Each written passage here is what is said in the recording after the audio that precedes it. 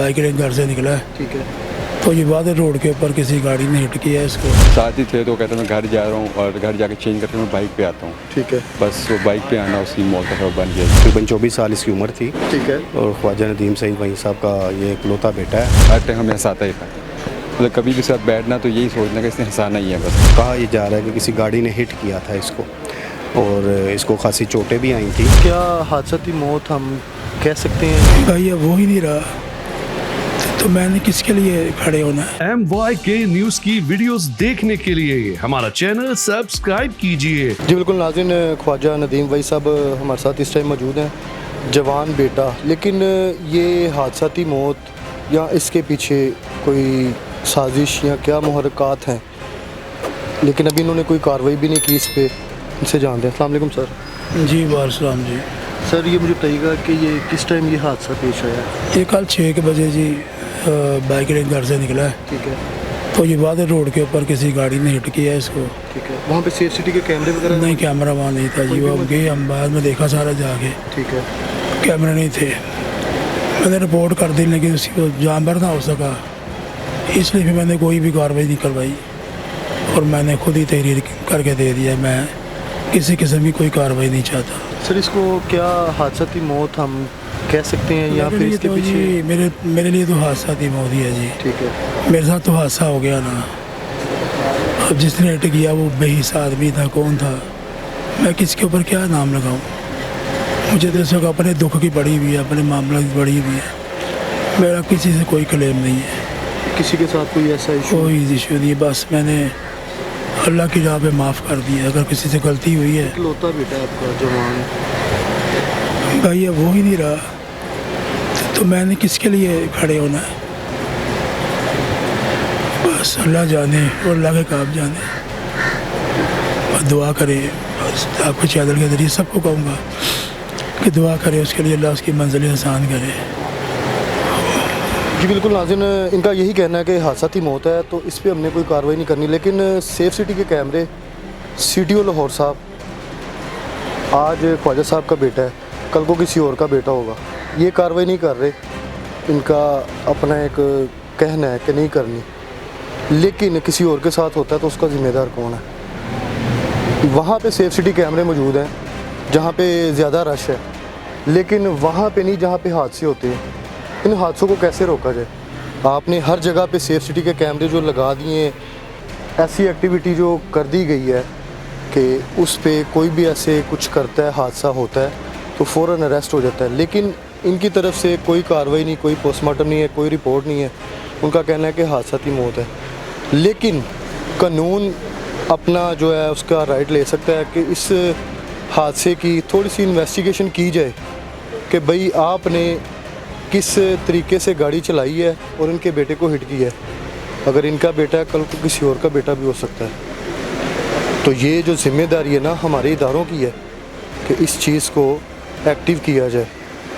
तो ज़रूरी नहीं कि अब कार्रवाई करवाएंगे, कार्रवाई अगर होती है तो उसके बाद क्या रिज़ल्ट आता है वो भी पता है। उन्होंने कहा कि हमने कोई कार्रवाई नहीं करनी, तो लिहाजा इस चीज़ का नोटिस लें कि हादसात में कमी कैसे लाई जाए। ख्वाजा नबील जो इस दुनिया में नहीं है, उनके दोस्त हमारे साथ मौजूद हैं और इनसे भी जानते हैं कि लास्ट टाइम क्या इनकी मुलाकात हुई और वो जो बच्चा एक्सीडेंट हादसे में किस अजियत में था और क्या कहना चाह रहा था। अस्सलाम वालेकुम। जी वालेकुम सलाम जी। आपका नाम क्या? असफंद यार जी। कितने साल की दोस्ती आपकी और अचानक से ये हादसा बस हुआ? बचपन से लेके अभी तक, बचपन से लेके अभी तक दोस्ती थी। तो क्या नेचर थी इनकी, क्या एक क्वाइट नाइस पर्सनैलिटी और बड़ी फ़नी पर्सन थे जी। बहुत ज़्यादा एक हमारा एक ऐसा दोस्त है जो लाइक हर टाइम हमें हंसाता ही था, मतलब कभी भी साथ बैठना तो यही सोचना कि इसने हंसाना ही है बस हमें।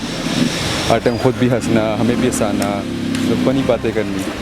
लास्ट टाइम आपकी कोई मुलाकात?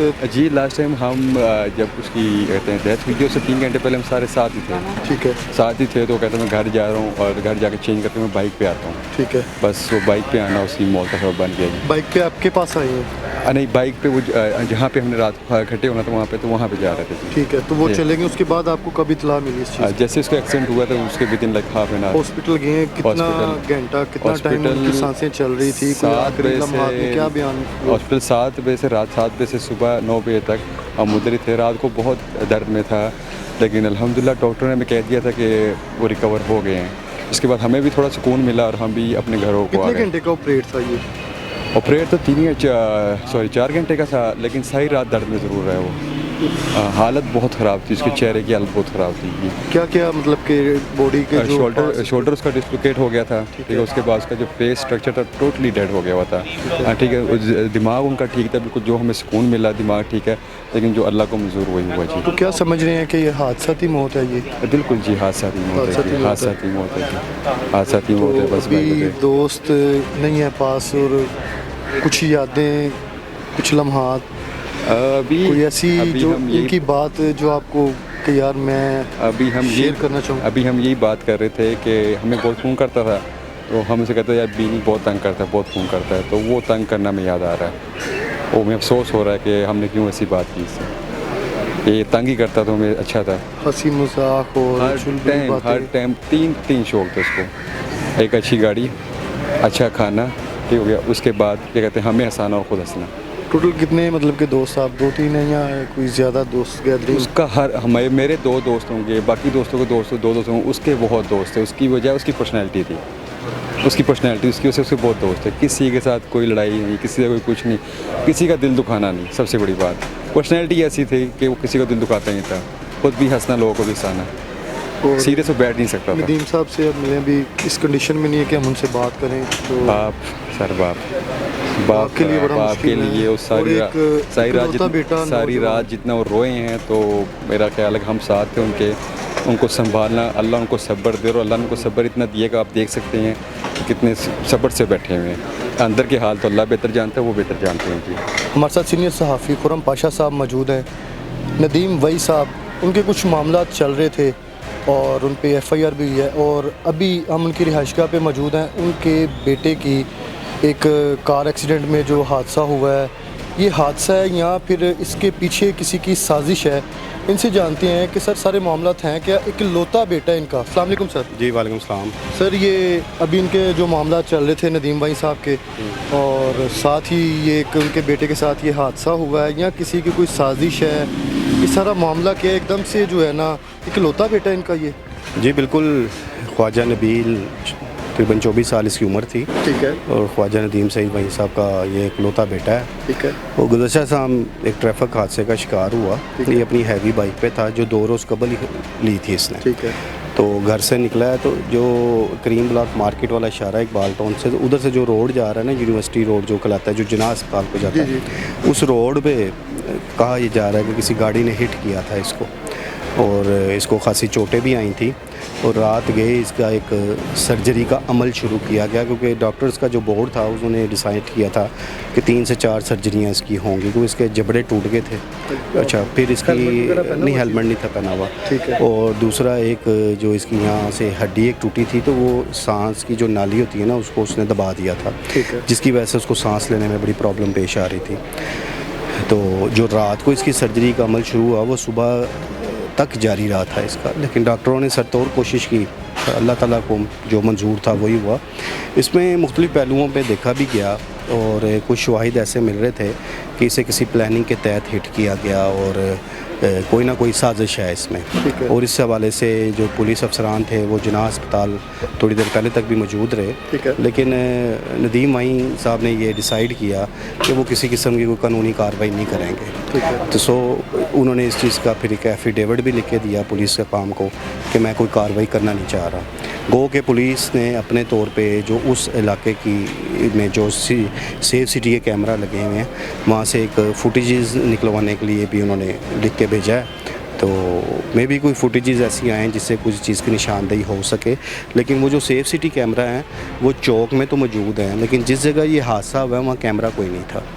तो अभी देखें जब सेफ सिटी कैमरे की कोई वीडियो सामने आती हैं, अगर उसमें कोई चीज़ ऐसी देखने में नज़र आई तो फिर भी काफ़ी सारी चीज़ें वाज़ेह हो जाएंगी। ये डे के टाइम के नाइट में जा, ये कल शाम का वाक़या है, ठीक है। और आज वो रोड नॉर्मली रात को ना खाली होता है, ये शाम तो का ये वाक़या जा रहे हैं है। जब, तो और फिर चूँकि कल वैसे इतवार थी और इतवार को उस रोड पे इतना रश भी नहीं होता, ठीक है। तो उसमें जो 1122 वालों को जब वो इतला गई थी तो 1122 वालों ने भी ये बताया जब ये वो पहुँचे हैं तो गिरा हुआ था वहाँ पे ना, और ज़ख्मों की जो तकलीफ़ थी अभी उसमें डेड बॉडी आ गई इनकी? डेड बॉडी अभी लेके नहीं, अभी हॉस्पिटल में ही है। ठीक है। तो उसमें ये डिसाइड किया गया था कि वो जनाजे से 1 घंटा पहले उसको लाया जाएगा वहाँ से। उसकी क्या रीज़न है सर?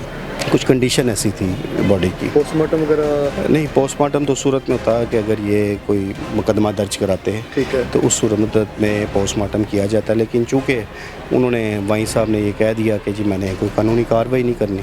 सर इनका अभी जो इशू चल रहा है उससे रिलेटेड इस केस का कोई ताल्लुक तो नहीं है? देखिए ऐसा तो कुछ भी बात नहीं, एक randomly कुछ कर रहे हैं, इल्ज़ाम नहीं है, नहीं, किसी इस पे ऐसी बात कोई नहीं की जा सकती। जब उन्होंने खुद ही डिनाई कर दिया ठीक है। कि मैं कोई कानूनी कार्रवाई नहीं करना चाहता, ठीक है। तो फिर आप इस हवाले से किसी पे कोई ना तो इल्ज़ाम लगा सकते हैं और ना ही कोई इस हवाले से आप किसी की कोई जिम्मेदारी किसी पे आयद कर सकते हैं। शादी हुई थी बच्चे की? नहीं, अभी ये अपनी तलीम से फ़ारिग होने के बाद वो कंप्यूटर सॉफ्टवेयर का काम करता था और इकलौता बेटा था उनका, 3 बहनें हैं और ये मेरा ख्याल है दूसरे नंबर पे था। इससे बड़ी एक सिस्टर है, 2 छोटी हैं इससे।